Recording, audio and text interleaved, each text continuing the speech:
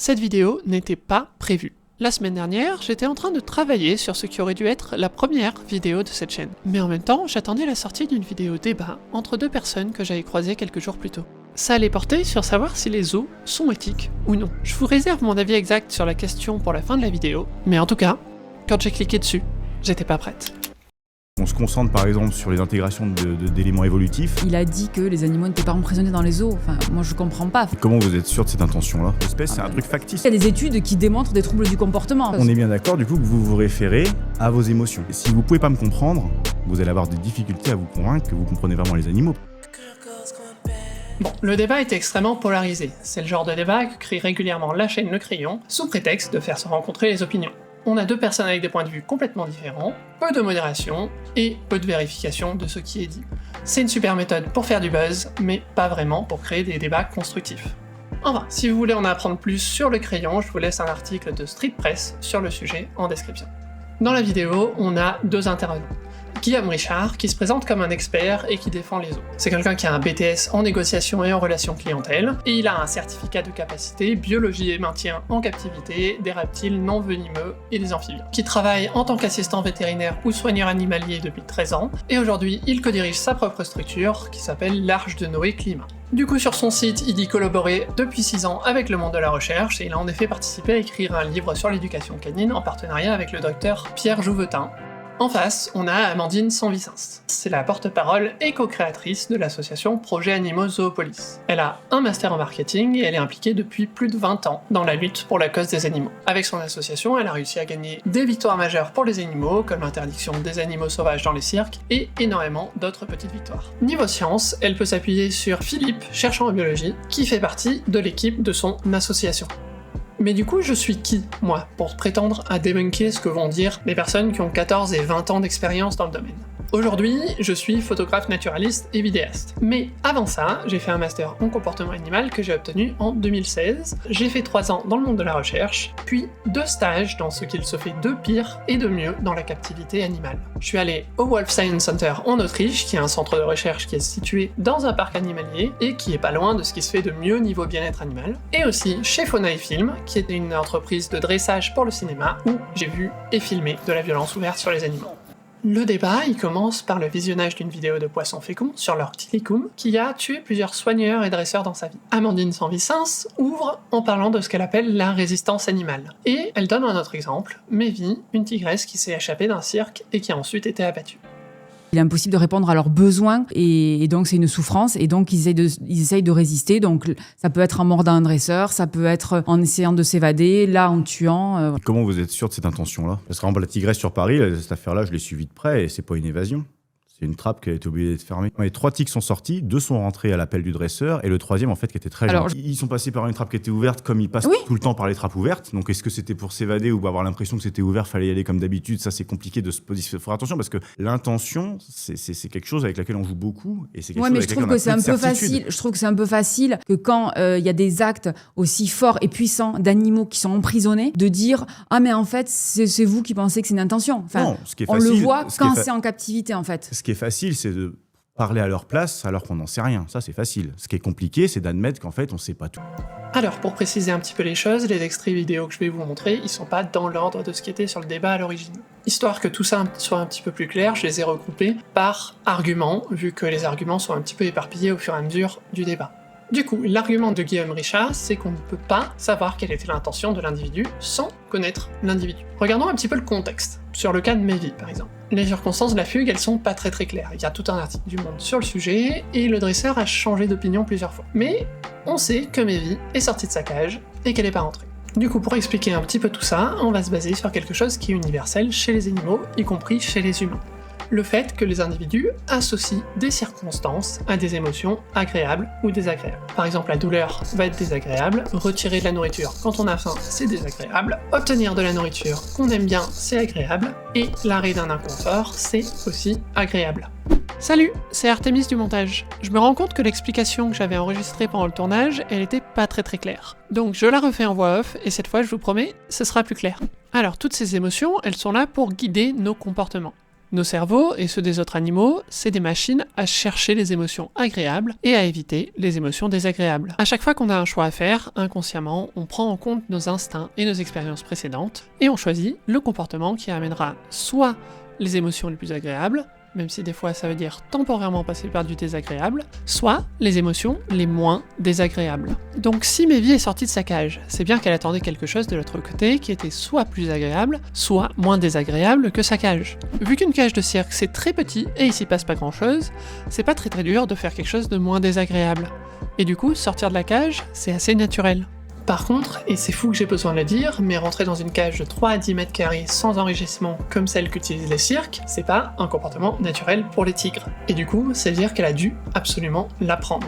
Pour ça, soit le dresseur a utilisé une récompense qui est difficilement résistible une fois dans la cage, soit il a associé le fait de rester dehors quand il demande de rentrer à une forte punition, de la douleur ou quelque chose d'aussi inconfortable. Du coup, si Mévie n'est pas rentrée quand le dresseur l'a appelée, c'est bien qu'elle a pris une décision.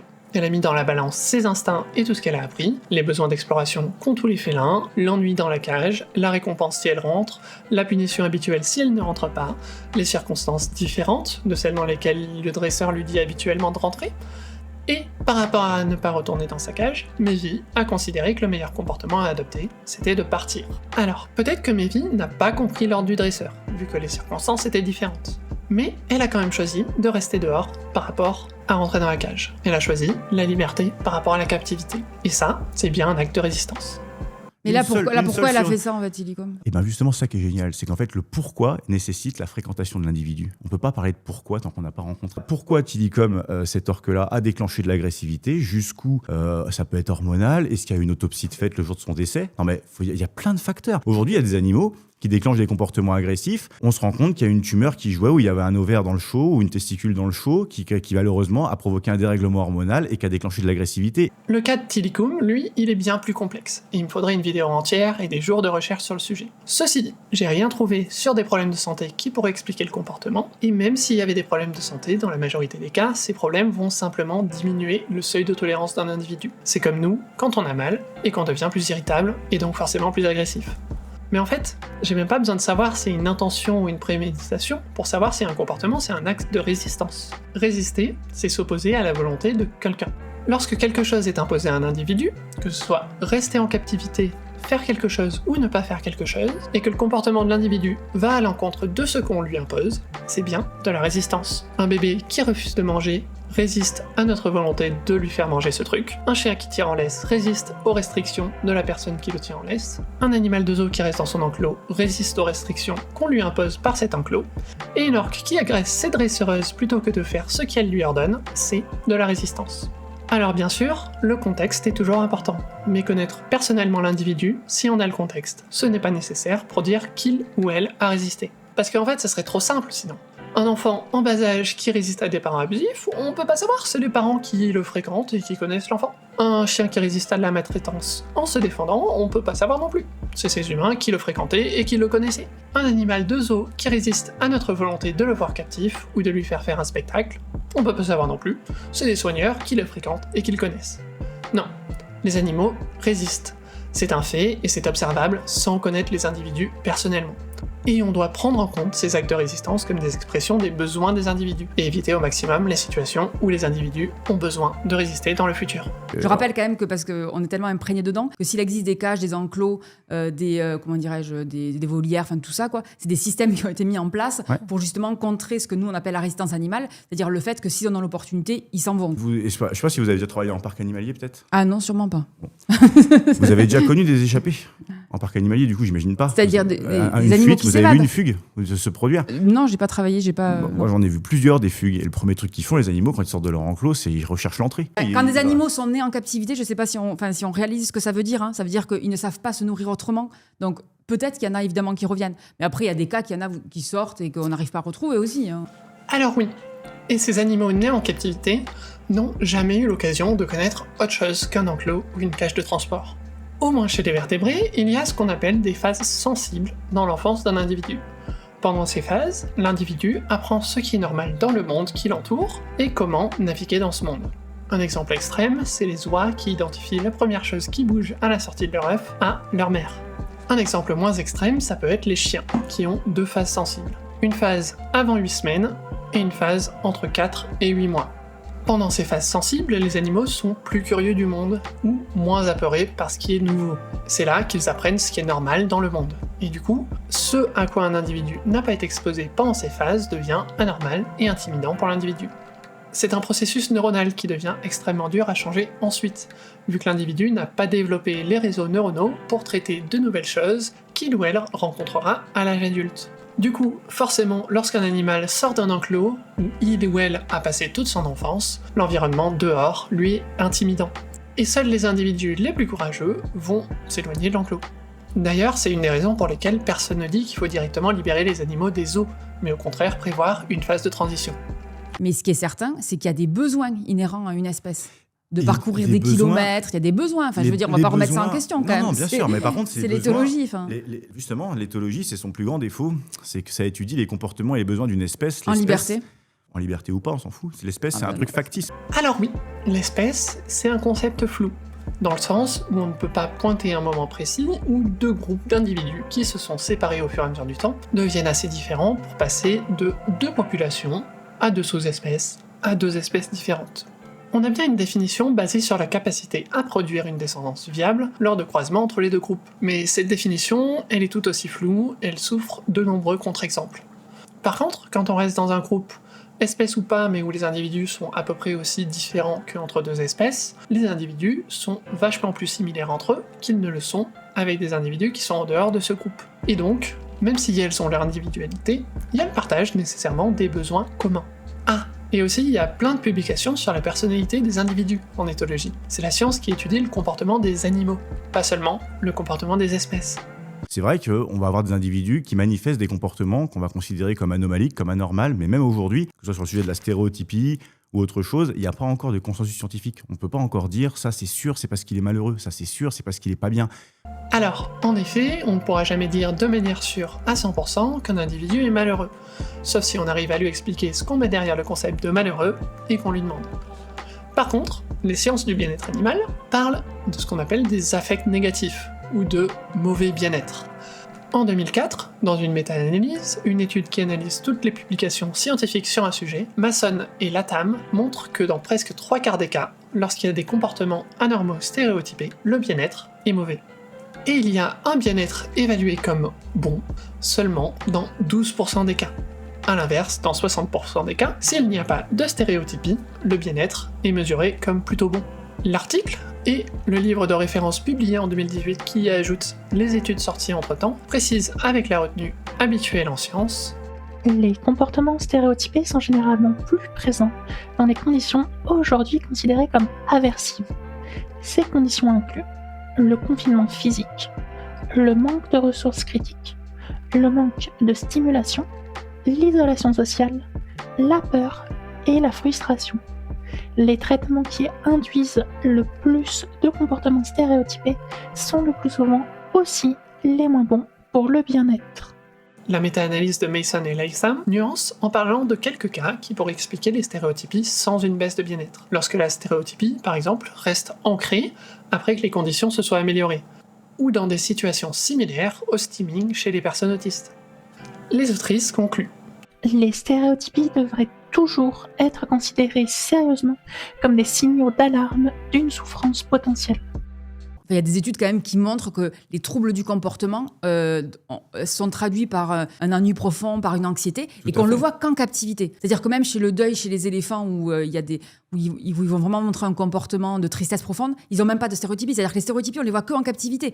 En liberté, c'est quasiment inexistant. Alors, c'est vrai il y a des études qui existent quand même là-dessus. Il y a des études qui existent aussi qui prouvent le contraire. Il y a des études qui prouvent le bien-être dans tel et tel type de maintien pour tel animal. Par exemple, il n'y a pas de consensus. Bon, on l'a vu juste avant, on a bien des indicateurs fiables qui nous permettent de dire quand il y a un mal-être chez certains individus.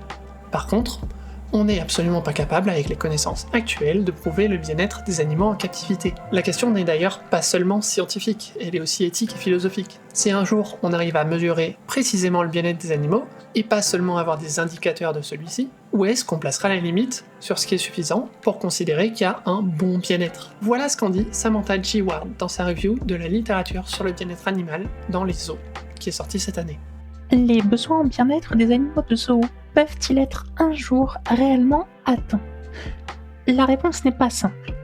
D'un côté, les zoos modernes ont fait des progrès remarquables dans la réplication des environnements naturels, l'apport d'enrichissements environnementaux et l'adaptation des soins aux individus. D'un autre côté, la nature même des zoos et aquariums impose des limitations sur l'espace, l'autonomie et l'expression totale des comportements naturels qui ne seront peut-être jamais dépassés. Le bien-être animal n'est pas une destination fixe, mais un processus évolutif. L'objectif n'est pas la perfection, mais le progrès par la science, la compassion et l'engagement d'être responsable éthiquement. Pourquoi on met en place de l'enrichissement de l'environnement s'ils sont heureux? On met en place de l'enrichissement pour qu'ils aient de quoi s'occuper, pour qu'ils soient bien. Voilà, pour qu'ils aient de quoi s'occuper. Parce que la captivité, en fait, le fondement de la captivité, c'est de l'ennui profond. Non, voilà. pas forcément, non. S'il y a l'enrichissement de l'environnement, c'est parce qu'on a considéré que, selon les espèces, je l'accepte, selon les espèces, il y a des animaux qui s'ennuient en fait. C'est quand même. Une personne qui va s'acheter une télé, c'est pas parce qu'elle s'ennuie à crever. Faut pas confondre mettre du plus. Moi, je trouve ça très bien qu'on pense à mettre du plus aux animaux. C'est pas un mal, ça quand même. On leur met du plus par rapport à ce qu'ils ont déjà au départ et on fait des variations pour être sûr qu'ils s'occupent bien, pour qu'ils aient de quoi se dépenser. Alors, l'enrichissement, c'est mettre du plus par rapport à ce qu'on leur a donné au départ, vu qu'en captivité, l'environnement des animaux est presque entièrement contrôlé par les humains. Donc oui, c'est bien, mais s'il y en a besoin, c'est bien pour pallier à un manque de stimulation. Il n'y a pas à justifier d'emprisonner les animaux, puisque emprisonner les animaux, c'est quelque chose qui n'existe pas, c'est juste un point de vue que vous avez. C'est comme si je vous disais, les gens, quand ils vont en vacances, ils vont s'emprisonner au Club Med. La liberté de mouvement, c'est pareil dans la nature. Ne croyez pas qu'il y ait une espèce dans la nature qui soit totalement libre de faire ce qu'elle veut, et c'est pas une question d'intervention humaine, même dans des forêts qui sont totalement vierges, la prédation, la maladie, les conditions changeantes au niveau des saisons, etc. Ça, c'est pas quelque chose qui accentue la liberté des animaux dans la nature. Les barrières, c'est le point d'eau. Les barrières, c'est le territoire du confrère d'à côté, du prédateur d'à côté. Les barrières, c'est la présence des proies. Quand on parle d'emprisonnement par rapport à la captivité, on parle de limites dans l'environnement qui sont là proposées par des fosses, des grillages, des barrières une privation physiques. de liberté. C'est des barrières physiques qui évitent à l'animal d'aller à tel ou tel endroit. Il n'y a pas d'animaux qui naît en mode j'ai choisi d'être là, enfin ça n'existe pas, il n'y a aucun qui choisit de naître à l'endroit où il naît. Mais vous avez vu, on est vachement sympa. On propose des barrières aux animaux. Je vous laisse la réaction d'Amandine du coup. Il a dit que les animaux n'étaient pas emprisonnés dans les zoos. Enfin, moi, je comprends pas. Enfin, pour moi, c'est pas un point de vue. J'ai été vraiment surprise de la comparaison avec le fait de dire que les animaux en liberté dans la nature sont aussi privés de liberté parce qu'ils ont des obstacles naturels. Enfin, je trouve vraiment que c'est la mauvaise foi. Voilà. Bon. Passons sur le fait que Guillaume a complètement ignoré les phénomènes de dispersion des animaux lorsqu'ils arrivent à l'âge adulte. L'immigration et tous les choix de milieu de vie que les animaux font dans ces situations. En 2001, Jordi Casamidjana, un militant de la cause animale, a comparé la taille des enclos dans les zoos de Grande-Bretagne par rapport à la taille minimale des espaces de vie des mammifères qu'ils hébergent.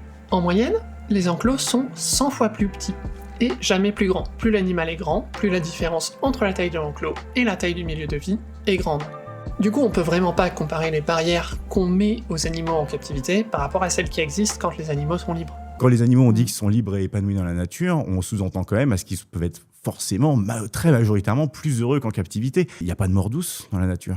La nature, c'est le jour où vous avez la blessure de trop, le prédateur qui vous a croisé de trop près, et il se passe l'exemple, la cristallisation que vous mettez sur les os par rapport à l'emprisonnement, l'enfermement, la limite de liberté, la limite d'épanouissement. En fait, j'ai pas l'impression qu'il y ait quelque part ailleurs où c'est différent. J'ai pas l'impression qu'il y a un endroit dans la nature où l'animal il vit dans le paradis, il est trop bien. J'ai l'impression que on est en train d'opposer deux mondes qui ont des inconvénients, des avantages, et on est en train de regarder que les avantages du côté de la nature pour regarder que les inconvénients du côté des parcs zoologiques.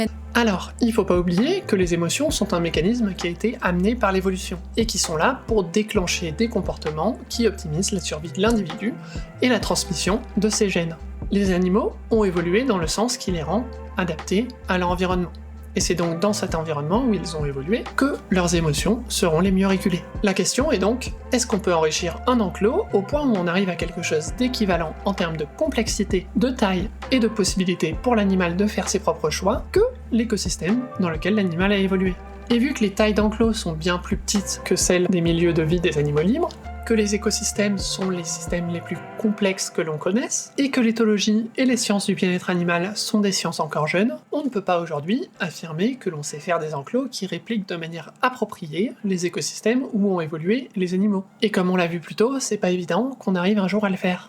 Maintenant, est-ce que les soins aux animaux en captivité peuvent compenser un environnement appauvri comme celui d'un enclos ? À ma connaissance, on peut pas vraiment répondre à cette question avec les connaissances scientifiques qu'on a aujourd'hui. Ça me semble bien improbable qu'on puisse simplement faire des maths en mode on compense moins de stimulation par un peu plus de soins lorsqu'on parle des besoins d'un individu. Une mauvaise santé physique va bien sûr rendre difficile un bon bien-être, mais une bonne santé physique ne peut pas compenser l'ennui, la frustration et des besoins mentaux seulement partiellement remplis. De toute manière, tant qu'on ne peut pas affirmer au-delà d'un doute raisonnable que les animaux en captivité ont un bien-être au moins équivalent à celui des animaux libres, est-ce qu'on peut vraiment continuer des programmes de reproduction en captivité éthiquement ?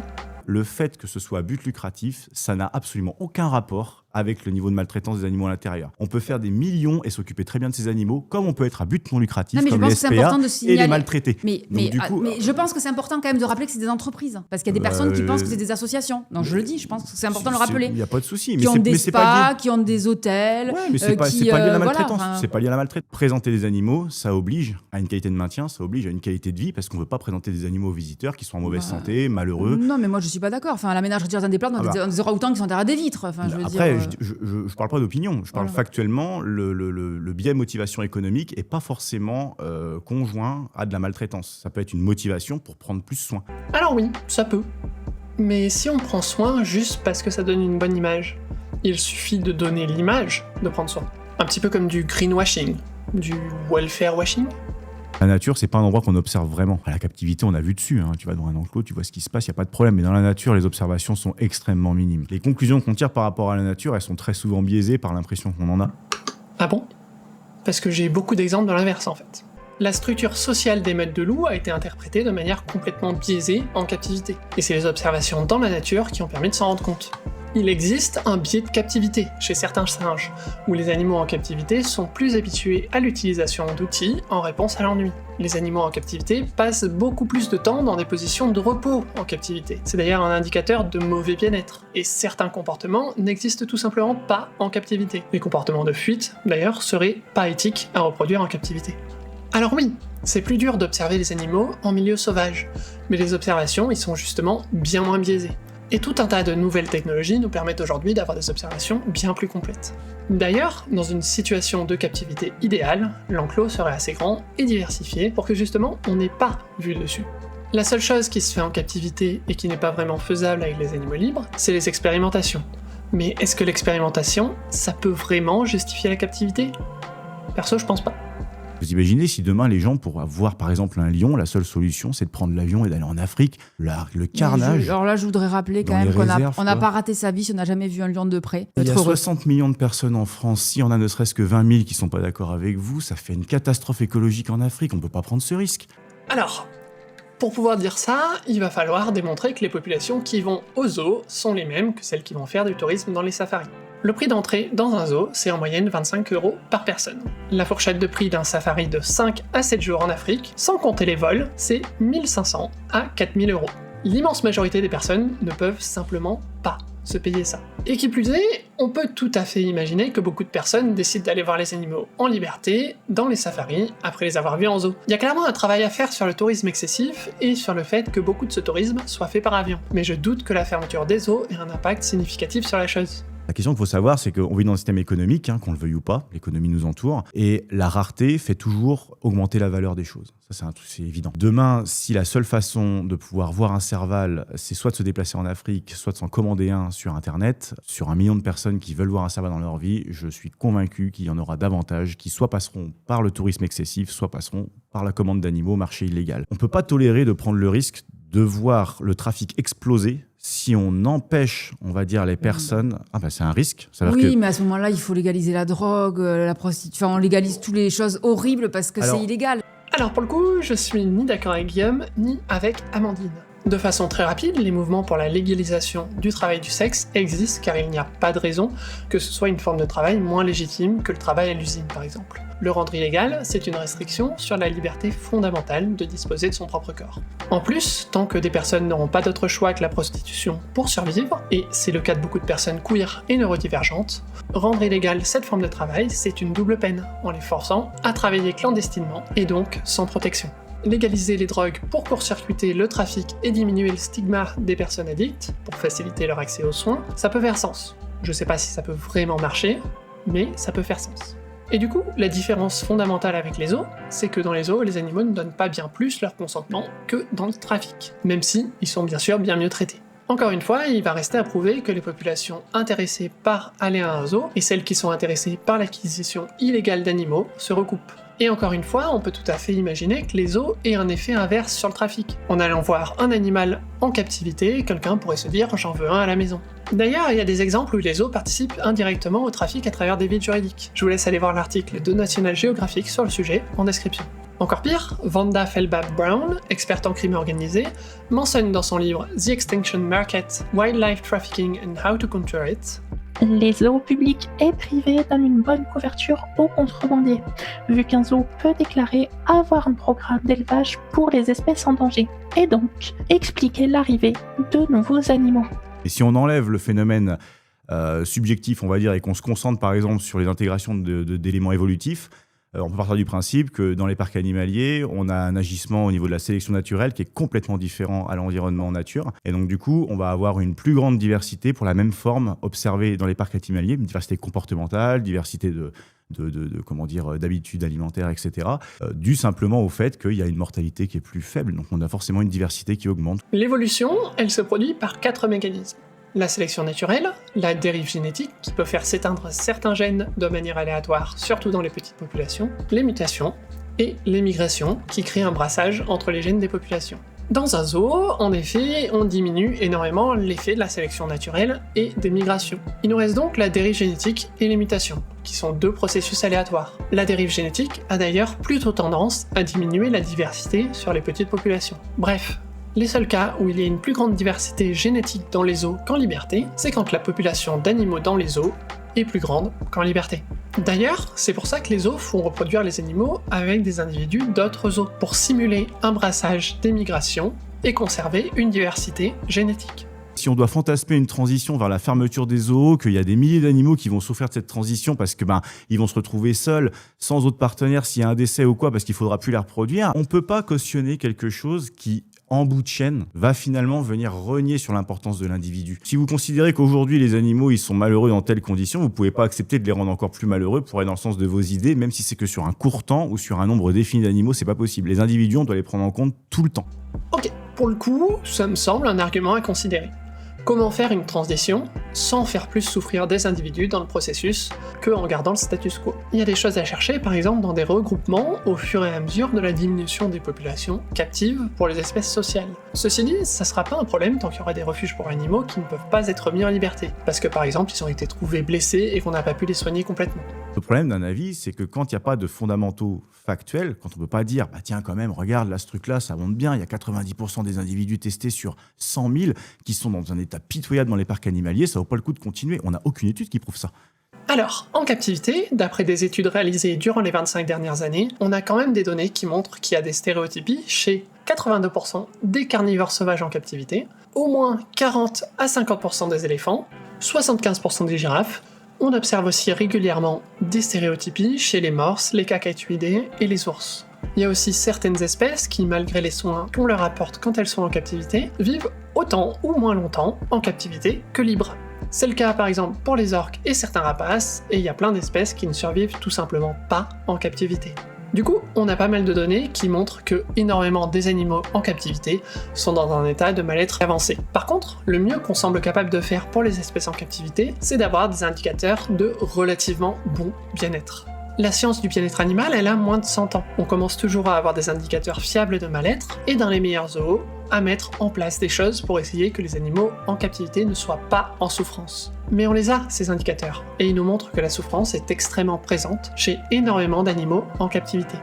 Le mal-être et l'emprisonnement et tout ce qu'on prétend C'est-à-dire qu'il y a un truc qu'on appelle le syndrome de Jurassic Park dans la façon de projeter sur l'animal, c'est que tout ce qu'on ne comprend pas par des faits, on se met nous-mêmes à la place du sujet de notre interrogation pour savoir comment nous on réagirait. Se mettre à la place d'eux, ça a ses limites. Parce que quand vous vous mettez à la place d'un capucin, ça ne fait pas de vous un capucin. Vous ne savez pas comment ça pense. C'est pas se mettre à la place, c'est comprendre leurs besoins. Comme vous ne savez pas comment ça pense, il faudrait au moins vous référer à des gens qui passent leur vie entière à étudier comment ils pensent. J'imagine qu'il veut parler de ce qu'on appelle l'anthropomorphisme, notre tendance à attribuer des caractères humains à des animaux non humains. Du coup, voyons ce que pense Cédric Sueur, professeur en éthologie et en primatologie, d'utiliser l'anthropomorphisme pour étudier le comportement animal. Donc il y a deux mécanismes chez l'homme qui peuvent être, ou deux façons d'expliquer, deux concepts qui peuvent être utilisés, l'anthropomorphisme, une comparaison à soi, et le simplisme ou le simplicisme, qui est la parcimonie, essayer d'expliquer les choses les plus simples possibles. Et ça, c'était quelque chose qu'on avait vu justement aussi avec un speech de Florence Burga. Il ne faut pas rejeter l'un ou l'autre, car ces notions sont nos deux seuls processus de réflexion. J'ai tout le respect du monde pour Amandine et puis pour ce qu'elle fait, mais on n'est pas d'accord et on peut échanger pour autant, et j'ai pas besoin de rabaisser qui que ce soit. Ah bon ? Encore une fois, on n'arrive pas aux mêmes conclusions parce qu'on n'a simplement pas le même vécu et pas le même niveau de connaissance. Ce qu'il faut savoir, c'est que les personnes qui sont très expérimentées, qui ont beaucoup d'expérience de terrain, on ne peut pas balayer d'un revers de main leur avis sous prétexte que émotionnellement on a un désaccord. L'émotion n'est pas suffisante pour ça. Il faut comprendre le raisonnement. C'est-à-dire qu'attention, c'est compliqué. Si vous ne pouvez pas me comprendre, vous allez avoir des difficultés à vous convaincre que vous comprenez vraiment les animaux, parce que moi je suis de votre espèce et je parle. Je crois que c'est utile des fois de contraindre un peu ces perceptions à de la réalité factuelle. Si vous battez contre les os en utilisant les mêmes failles argumentaires qu'eux, vous n'allez pas non plus y arriver. Vous allez réussir à faire une petite communauté, vous aurez des gens qui signeront des pétitions. Voilà. Mais bon, revenons un petit peu sur tout ce qu'il a dit. Il faut comprendre le raisonnement. C'est-à-dire qu'attention, c'est compliqué. Si vous ne pouvez pas me comprendre, vous allez avoir des difficultés à vous convaincre que vous comprenez vraiment les animaux, parce que moi je suis de votre espèce et je parle. Si vous pouvez un peu Alors là, pour le coup, je pense que je parle au nom de pas mal de personnes autistes si je dis que c'est pas comme ça que ça marche. Qu'est-ce que vous avez abordé en termes de sourcing sur tout ce qui est comportement animal ? Parce qu'on a de très bons chercheurs, autant en France qu'à l'international. Est-ce que par exemple Joël Fago ou Temple Grandin, c'est des noms qui vous parlent ? Michael Meny, Brian Diaz, Kerry Ressler. Il y en a qui me parlent. Je croyais que l'éthologie c'était pas utile dans ce débat parce que l'éthologie, son plus grand défaut, c'est d'étudier le comportement des espèces et pas des individus. Alors, voyons un petit peu qui il a cité. On a Temple Grandin, qui est une zootechnicienne qui tient une entreprise de conseil et d'ingénierie en équipement pour le bétail. Elle a bien travaillé sur le bien-être animal, mais son travail a principalement porté sur améliorer le bien-être dans les abattoirs. Joël Fago, c'est un chercheur en cognition dont le travail porte surtout sur les capacités cognitives des primates non humains. On se rapproche un petit peu du sujet, mais son travail n'a jamais porté sur le bien-être animal. Bon, de toute manière, citer des noms comme ça, c'est vachement malhonnête. Ça permet de donner l'impression aux personnes qui regardent que Guillaume sait plein de choses et que Amandine, non. Il est tout à fait possible d'avoir retenu le contenu d'un livre ou d'un article sans avoir retenu l'auteur, ou obtenu des informations à travers des personnes qui font de la vulgarisation. A l'inverse, on peut tout à fait citer des noms de scientifiques sans avoir lu leur travail.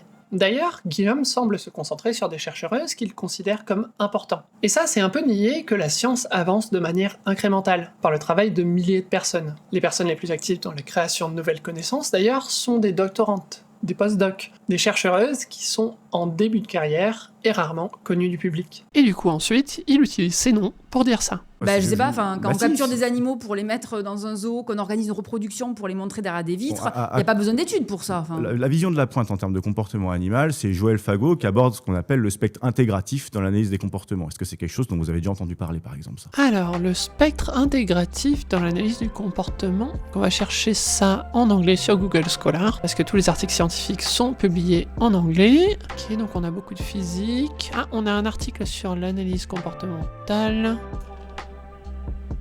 Ok, donc on a un truc sur l'action intégrative du système nerveux, pas beaucoup de rapports. Par contre, dans les sources, on a un truc sur les systèmes comportementaux et le renforcement, une approche intégrative, voyons ça. Donc, c'est un article qui parle de l'importance de l'historique et de la complexité de l'historique dans les apprentissages. Donc, ça revient un petit peu sur ce dont je parlais au tout début de la vidéo pour mes vies.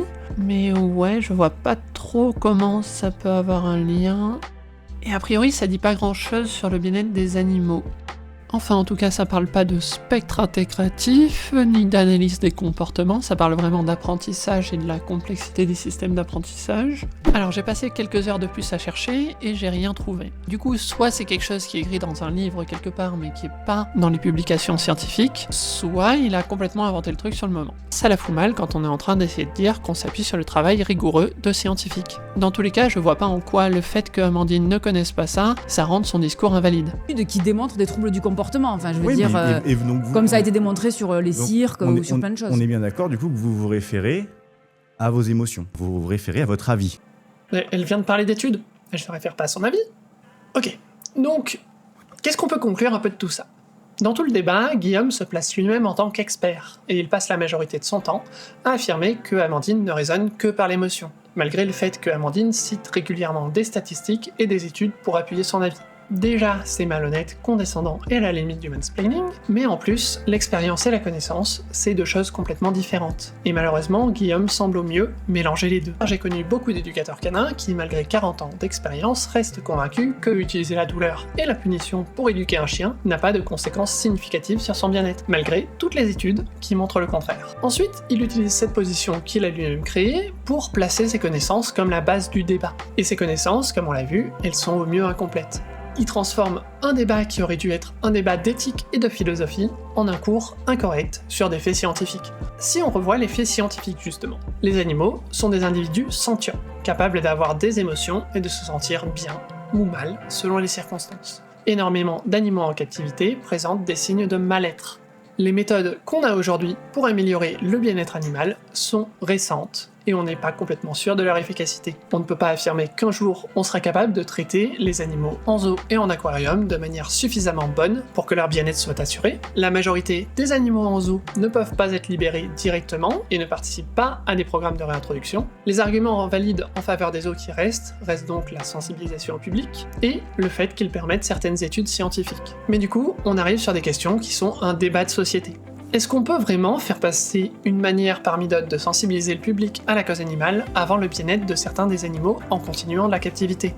Est-ce que apprendre à mieux connaître les animaux justifie vraiment de les emprisonner ? Personnellement, je pense pas. Et du coup, je pense qu'il faudrait travailler sur comment transitionner vers la fermeture des zoos. Mais maintenant que vous avez les éléments, vous en pensez quoi, vous ?